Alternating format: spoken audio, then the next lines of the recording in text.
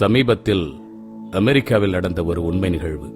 ஒரு 16 வயது மாணவன் தன்னுடைய பள்ளி வீட்டு பாட தேவைகளுக்காக ChatGPT AI உதவியை நாடுகின்றான்.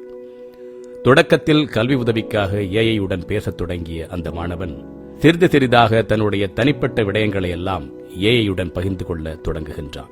தன்னுடைய ஐயப்பாடுகளை கேட்கின்றான், அதுவும் பதிலளிக்கின்றது. இது இப்படியே தொடர்கின்றது.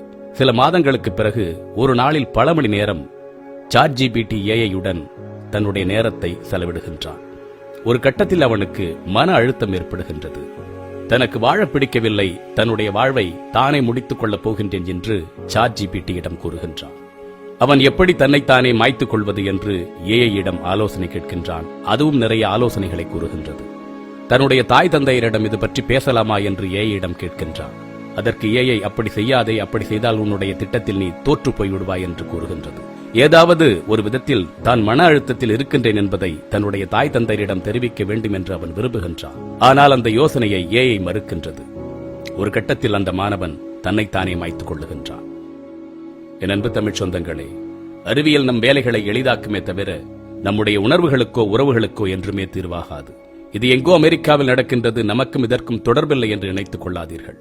கல்வி என்ற பெயரால் நாம் கொடுக்கும் அழுத்தத்தால் இன்று மாணவர்கள் பல மோசமான நிகழ்வுகளை சந்திக்கின்றார்கள். நாம் அதை கண்முன்னே பார்த்து கொண்டுதான் இருக்கின்றோம். ஏதோ ஒரு பெரிய பள்ளியில் சேர்த்துவிட்டு அவனுக்கு தேவையான உபகரணங்களை எல்லாம் வாங்கி கொடுத்துவிட்டு அவர்களுடைய வாழ்க்கையை வெறும் பணத்தை கொண்டு நிரப்பிவிடலாம் என்று முட்டாள்தனமாக நினைத்துக் கொள்ளாதீர்கள். நம் பிள்ளைகளின் உணர்வுகள் என்ன, உள்ளார்ந்த உளவியல் தேவைகள் என்ன என்பதை தயவு செய்து கொஞ்சமாவது தெரிந்து கொள்வதற்கு முயற்சி செய்யுங்கள். பெரும்பாலான பெற்றோர்கள் படி படி படி என்பதை தவிர வேறு எதையுமே கூறுவது கிடையாது. பிள்ளைகளோடு நேரம் செலவிடுங்கள். நம் வீட்டு பிள்ளைகளின் முகங்கள் வாடி இருந்தால் ஏன் சுணக்கமாக இருக்கின்றாய் என்று கேளுங்கள்.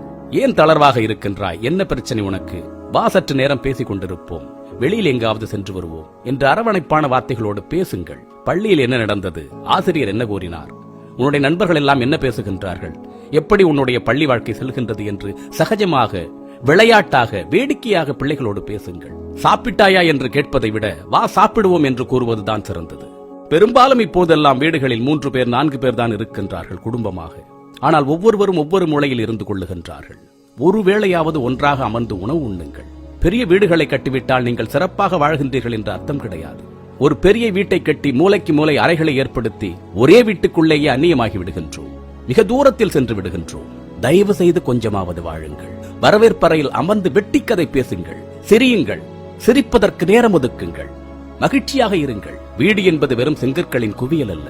அன்பையும் அரவணைப்பையும் சிரிப்பையும் களிப்பையும் கொண்டாட்டத்தையும் குதூகலத்தையும் உள்ளடக்கியது வீடு. நம் தாய் தந்தையை விட நம்முடைய நலம் விரும்பிகள் இந்த உலகத்தில் யாருமில்லை என்பதை உங்கள் பிள்ளைகளுக்கு நிரூபியுங்கள். தோழமையோடு இருங்கள், ஆனால் அதில் அறம் பேணுங்கள். யாரிடமும் ஒட்டாமல் வளர்த்து விடாதீர்கள். அப்படி வளர்த்துவிட்டால் பின்னாளில் அவர்கள் ஓரம் கட்டக்கூடிய முதல் நபர்கள் நீங்களாக தான் இருப்பீர்கள். இதற்கெல்லாம் எனக்கு நேரமில்லை என்று நீங்கள் கூறுவீர்கள் என்று சொன்னால் குடும்பம் என்ற கட்டுக்குள் வராதீர்கள், பிள்ளைகளை பெற்றுக் கொள்ளாதீர்கள்.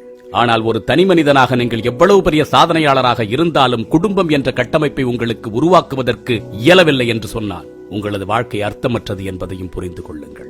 ஆங்கிலத்தில் ஹோம், ஹவுஸ் என்று 2 சொற்கள் உண்டு. பொருட்களை வைக்கும் இடத்திற்கு வேர்ஹவுஸ் என்று பெயர். ஒவ்வொரு நாளும் உணவுக்காக நூற்றுக்கணக்கான உயிரினங்களை கொன்று உவிக்கின்ற இடத்திற்கும் ஸ்லாட்டர் ஹவுஸ் என்றுதான் பெயர். ஆனால் ஹோம் என்பது அப்படி அல்ல. அது அன்பால் உருவாக்கப்பட்டது, பாசத்தால் பிணைக்கப்பட்டது. நீங்கள் வைத்திருப்பது ஹோமா, ஹவுஸா என்பதை முடிவு செய்து கொள்ளுங்கள். வாழ்க்கை என்பது மிக அழகானது. அதை மேலும் மேலும் எவ்வளவு அழகாக மாற்ற முடியும் என்பது உங்களது சிந்தனைகளில், செயல்பாடுகளில் தான் இருக்கின்றது. சிந்திப்போம். மற்றொரு பதிவில் சந்திப்போம்.